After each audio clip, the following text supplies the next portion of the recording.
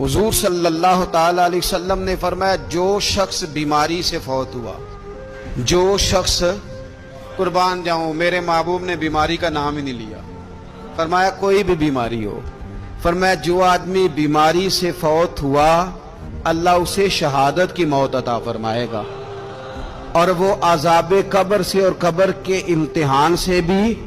محفوظ رہے گا، اور حضور فرماتے ہیں اس کو صبح اور شام جنت کے باغوں میں سے رزق دیا جائے گا۔ جو کسی بھی بیماری سے مرا، یہ لوگ بیماری سے مر رہے ہیں تو لوگوں نے اچھوت سمجھ رہے ہیں، اچھوت، یہ اچھوت نہیں ہے، اس لیے کہ لوارث نہیں، یہ خدا رسول کے ماننے والے ہیں،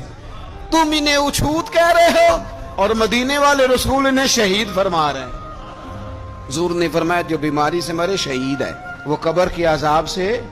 محفوظ رہے گا اور جنت کے باغوں میں سے اللہ رزق دے گا۔ لوگ کہتے ہیں دیکھو جی بڑا تانگ ہو کے دنیا سے گیا ہے، تو اس بندے کو بھی عذاب قبر نہیں ہوتا۔